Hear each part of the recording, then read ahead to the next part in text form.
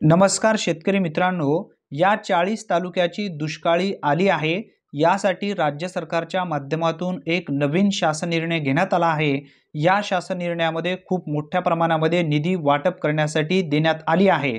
मित्रांनो, ध्यानात ठेवा, राज्य सरकारच्या माध्यमातून जे दुष्काळ म्हणून 40 तालुके घोषित करण्यात आले होते, अशा 40 तालुक्यांच्या खात्यावरती हे पैसे जमा केले जाणार आहेत। यासाठीचा हा जो शासन निर्णय आहे, पूर्ण आपण समजून घेणार आहोत। खरीप हंगाम 2023 मधील दुष्काळामुळे झालेल्या शेती पिकांच्या नुकसानीकरिता बाधित शेतकऱ्यांना निविष्ठा अनुदान देण्यासाठी निधी वितरित करण्यास मान्यता देण्यात आली आहे। महाराष्ट्र शासन महसूल व वन विभागांतर्गत 29 फेब्रुवारी 2024 रोजी हा महत्त्वपूर्ण शासन निर्णय घेण्यात आला आहे। मित्रांनो, ज्या तालुक्यामध्ये दुष्काळी जाहीर झाली आहे, ज्या तालुक्याला दुष्काळ म्हणून या ठिकाणी घोषित करण्यात आलेला आहे, अशा तालुक्याची ही निधी आलेली आहे। दुष्काळी यादी सुद्धा या ठिकाणी देण्यात आलेली आहे। यामध्ये कोणकोणते जिल्हे आहेत, कोणकोणते तालुके आहेत, याचा सुद्धा उल्लेख या ठिकाणी करण्यात आलेला आहे। पूर्ण माहिती आपण या शासन निर्णयामध्ये समजून घेणार आहोत, त्यासाठी नक्की व्हिडिओ शेवटपर्यंत पहा। अतिवृष्टी, पूर, चक्रीवादळ यासारख्या नैसर्गिक आपत्तीमुळे शेती पिकांचे नुकसान झाल्यास पुढील हंगामामध्ये उपयोगी पडावे, याकरिता शेतकऱ्यांना एका हंगामात एक वेळेस याप्रमाणे राज्य आपत्ती प्रतिसाद निधीमधून विहित दराने मदत, अनुदान, इनपुट सबसिडी स्वरूपात मदत देण्यात येते। तसेच राज्य आपत्ती प्रतिसाद निधीच्या इतर मान्य बाबीकरिता देखील विहित दराने मदत देण्यात येते। शासन निर्णय महसूल वन विभाग 27/3/2023 च्या अन्वये राज्य आपत्ती प्रतिसाद निधीचे निकष, दर व विहित करण्यात आले आहेत। वर नमूद क्रमांक 5 येथील दिनांक 9/11/2023 च्या शासन निर्णयानुसार जून ते ऑक्टोबर 2023 या कालावधीतील नैसर्गिक आपत्तीमुळे झालेल्या शेती पिकांच्या नुकसानीकरिता 2 ऐवजी 3 हेक्टर पर्यंत मदत अनुदेय करण्यात आली आहे।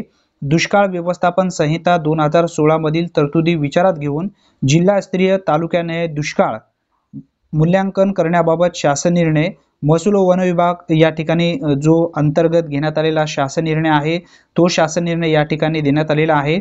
आता ही निधी किती असणार आहे, यामध्ये किती तालुके आहेत, याचा सुद्धा आपण उल्लेख या ठिकाणी जाणून घेण्याचा प्रयत्न करणार आहोत।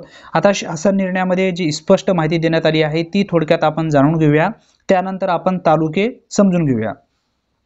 खरीप हंगाम 2023 करिता दुष्काळ जाहीर केलेल्या 40 तालुक्यामधील खातेधारकांना कृषी विषयक मदतीसाठी निविष्ठा अनुदान वाटप करण्याकरिता वर नमूद क्रमांक 2 येथील शासन निर्णयान्वये निश्चित केलेल्या दरानुसार राज्य आपत्ती प्रतिसाद निधीमधून तसेच राज्य शासनाच्या निधीमधून एकूण अक्षरी 2,443,22,71,000 इतका निधी वितरित करण्यास शासनाची मंजुरी देण्यात येत आहे। ध्यानात ठेवा, या ठिकाणी खूप मोठ्या प्रमाणामध्ये ही निधी मंजूर करण्यात आली आहे। आता आपण समजून घेणार आहोत, यामध्ये कोणकोणते तालुके आहेत, कोणत्या जिल्ह्यातील किती तालुके आहेत, हे आपण या ठिकाणी समजून घेण्याचा प्रयत्न करूया। मित्रांनो, या ठिकाणी उल्लेख करण्यात आलेले आपण फक्त तालुके समजून घेऊया आणि कोणत्या जिल्ह्यासाठी किती निधी आहे हे सुद्धा आपण समजून घेण्याचा प्रयत्न करूया। आता बघा, नाशिक जिल्ह्यामध्ये मालेगाव, सिन्नर, येवला असे हे 3 तालुके आहेत।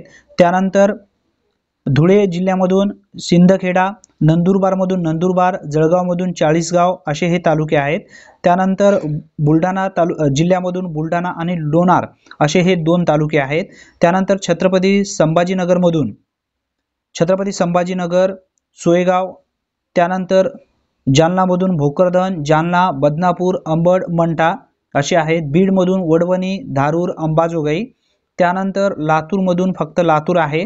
धाराशिव जिल्ह्यामधून वाशी, धाराशिव, लोहारा, त्यानंतर पुणे जिल्ह्यामधून पुरंदर, सासवड, बारामती, शिरूर, घोडनदी, दोंड, इंदापूर, त्यानंतर सोलापूरमधून बार्शी, वाळशिरस, सांगोला, करमाळा, माढा, त्यानंतर सातारामधून वाई, खंडाळा, कोल्हापूरमधून हातकणंगले, त्यानंतर गडहिंग्लज, त्यानंतर सांगलीमधून शिराळा, कडेगाव, खानापूर विटा, मिरज असे आहेत। त्यानंतर अशा पद्धतीने सांगली जिल्हा आणि एकूण पुणे विभागासाठी ही निधी असणार आहे। मित्रांनो, यामध्ये जे आपण आता 40 तालुके समजून घेतलेले आहेत, कोणत्या जिल्ह्यासाठी किती तालुके आहेत, दुष्काळ जाहीर करण्यात आलेले हे तालुके प्रकाशित करण्यात आलेले आहेत अशा तालुक्यातील लाभार्थ्यांना ही मदत लवकरात लवकर दिली जाणार आहे। यासाठी हा शासन निर्णय घेण्यात आला आहे। अनेक ठिकाणी अनेक लाभार्थ्यांना माहिती नव्हतं की हा जो दुष्काळी घोषित करण्यात आलेले जे तालुके आहेत यासाठी निधी कधी वाटप केला जाणार आहे।